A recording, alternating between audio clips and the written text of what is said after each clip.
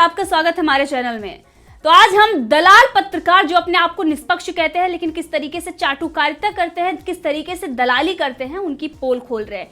योगी आदित्यनाथ अगर बात करें पूरे देश के मुख्यमंत्रियों की तो सबसे अच्छा काम अगर कोई सरकार कर रही है तो वो योगी आदित्यनाथ सरकार। अगर इतिहास बनाने की बात हुई इस कोरोना और लॉकडाउन के बीच तो योगी आदित्यनाथ की सरकार किस तरीके से 1 लाख बेड कोरोना वायरस के संक्रमण में अस्पताल में तैयार किए गए और वहीं पर दूसरी सरकारें नाकाम, पूरी तरीके से नाकाम हो गई हैं, लेकिन उनकी सराहना पूरा देश कर रहा है।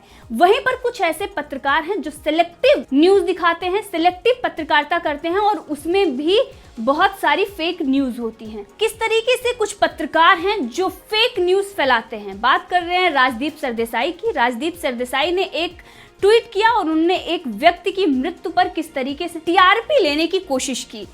एक व्यक्ति है राजकुमार नाम का और उसे उन्होंने बताया कि वो हंगर से मर गया, उसको जो पैकेज दिया गया उन तक पहुंचा नहीं और वो भूख से बेचारा मर गया। इस पर बहुत उनको दुख हुआ। उन्होंने अपनी टीआरपी बटोरने के लिए और कुछ लाइक्स और रीट्वीट के लिए उन्होंने ये ट्वीट कर दिया।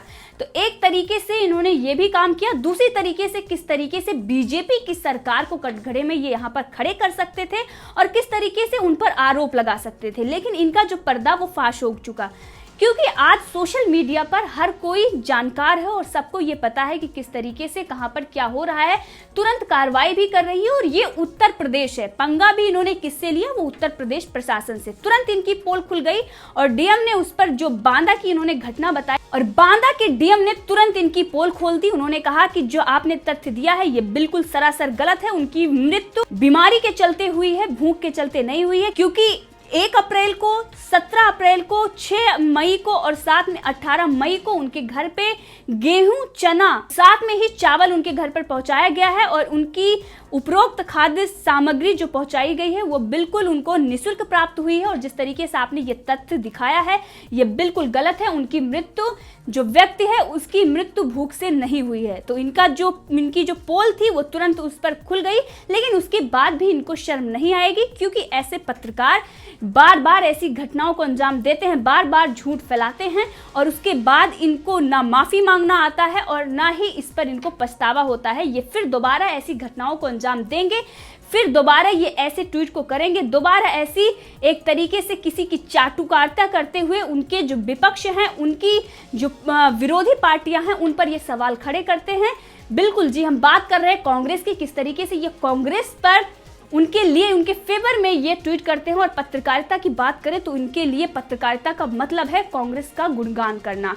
कांग्रेस जिसको समर्थन करती है, अल्पसंख्यकों की ये बात करते हैं लेकिन बहुसंख्यकों की बात ये कभी नहीं करते। एक तरीके से सिलेक्टिव पत्रकारिता करते हैं। कुछ दिन पहले ही हमने देखा था इनका एक वीडियो वायरल हो रहा था, किस तरीके से ये अजय बिष्ट का नाम सुनकर मुस्कुराते हैं, लेकिन वहीं पर अगर कोई एंटोनियो माइनो कहता है तो किस तरीके से ये भड़क जाते हैं। इससे ये दर्शाता है कि किस तरीके से इन्होंने चाटुकारिता में पीएचडी कर ली है, क्योंकि इनकी जो बातें होती हैं वो पूरी तरीके से कांग्रेस को समर्थन देने वाली, और अगर कांग्रेस की कोई विरोधी पार्टी है तो उसके ये बखिया उघेड़ने में कोई कसर नहीं छोड़ते हैं, चाहे इन्हें फेक न्यूज ही क्यों ना फैलानी पड़े। वहीं पर ये किस तरीके से कांग्रेस के संपर्क पे रहते इनकी मानसिकता जो है वो चाइना के संपर्क में आ गई है, चाइनीज हो गई है, क्योंकि ये चाइना को किस तरीके से फायदा पहुंचाने के लिए एक ट्वीट करते हैं और कहते हैं कि सोनम वांगचुक हैं जिन्होंने ये अपील की थी कि चाइना के जो प्रोडक्ट हैं उसको हम बाइकआउट कर सकते हैं, मेड इन चाइना को बाइकआउट कर सकते हैं।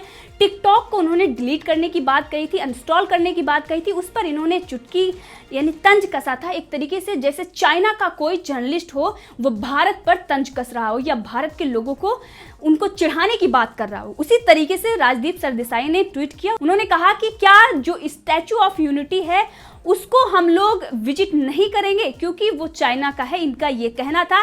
लेकिन इनको ये पता होना चाहिए कि वो इंडियन कंपनी टीएनटी ने बनाया है। लेकिन राजदीप सरदेसाई किस तरीके से झूठ बोल रहे हैं और एक तरीके से चाइना का समर्थन कर रहे हैं इस वक्त जब पूरा देश एकजुट होकर चाइना को बाइकआउट करने की बात कर रहा है, चाइना के प्रोडक्ट को बाइकआउट करने की बात कर रहा है, जो भी मेड इन चाइना है उस प्रोडक्ट को न खरीदने की बात कर रहा है। लेकिन राजदीप सरदेसाई जैसे लोग हैं, इनका जो दुख दर्द है किस तरीके से छलकता है इस ट्वीट में, और उसके बाद इन्होंने ट्वीट डिलीट भी कर दिया क्योंकि उनको पता चल गया कि अगर ये ज्यादा प्रोपेगेंडा फैलाएंगे तो ये बदलता हुआ भारत है, तुरंत इन पर कार्रवाई होगी। क्योंकि इससे पहले जो इन्होंने यूपी सरकार पर सवाल उठाए थे, योगी आदित्यनाथ पर इन्होंने सवाल उठाए थे, तुरंत इनकी पोल पट्टी खुल गई थी और आज जो यूपी प्रशासन है किस तरीके से काम कर रहा है, सोशल मीडिया पर हम लगातार देख सकते हैं, कोई भी कंप्लेन करता है तुरंत उस पर कार्रवाई की जाती है, और वहां पर फेक न्यूज यूपी सरकार या यूपी प्रशासन के बारे में फैलाई जाए तो उस पर कार्रवाई ना हो, ये तो हो ही नहीं सकता। इसीलिए इन्होंने डर के मारे तुरंत ट्वीट डिलीट कर दिया, क्योंकि जनता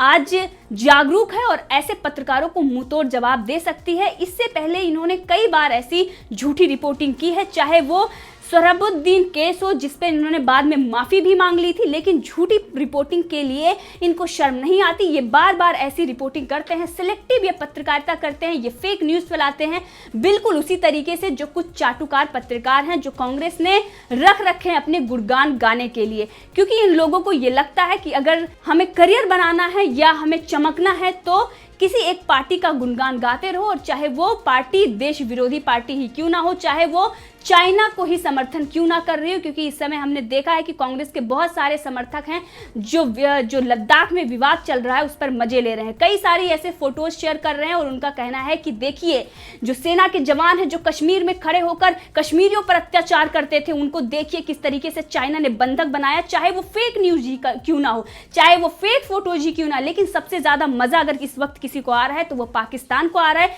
झूठी खबरें फैला फैलाकर अपने आप में खुश हो रहे हैं, और यहां पर जो बैठे हैं उनके समर्थन में वो ज्यादा इस बात को लेकर खुशी जाहिर कर रहे हैं। कुछ ऐसे लोग हैं, उमर अब्दुल्ला जैसे लोग, जो ये दिखाने की कोशिश कर रहे हैं कि किस तरीके से भारत में अल्पसंख्यकों को अत्याचार होता है, अल्पसंख्यकों की बात नहीं सुनी जाती है। लेकिन अगर सबसे ज्यादा राइट्स किसी को मिले हैं, विशेष अधिकार किसी को मिले हैं, तो वो अल्पसंख्यक है, उन्हें मेहमान की तरीके से देखा जाता है।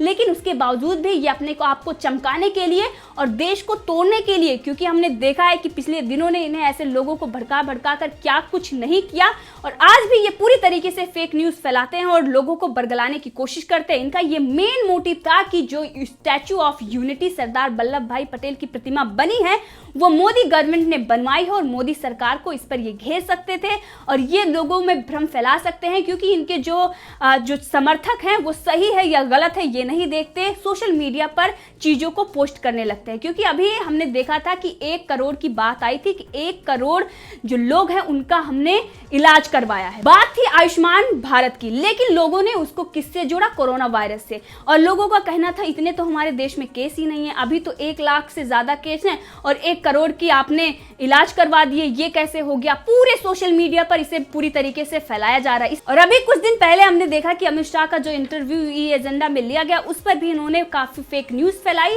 लेकिन उसके बाद भी रुकने का और थमने का नाम नहीं लेते। क्योंकि कांग्रेस की तरफ से इतनी सारी फेक न्यूज आती है और उसको उनके समर्थक किस तरीके से फैलाते हैं, और उसी तरीके से कांग्रेस के ज्यादा नजदीक होने की वजह से ऐसे पत्रकार इस तरीके से फेक न्यूज फैलाते हैं और लोगों को बरगलाते हैं। किस तरीके से इन्होंने स्टैच्यू ऑफ यूनिटी की बात कही है, ये देखने वाली बात है कि जो सोनम वांगचुक पर इन्होंने तंज कसा है वो लद्दाख में होते हुए भारत का लाल किस तरीके से पूरे भारत के विकास की बात कर रहा है और चाइना को मुंहतोड़ जवाब देने की बात कर रहा है, आर्थिक रूप से चाइना को कमजोर करने की बात कर रहा है। लेकिन ऐसे लोग, इन्हें शर्म नहीं आती किस तरीके से उन पर तंज कस रहे हैं।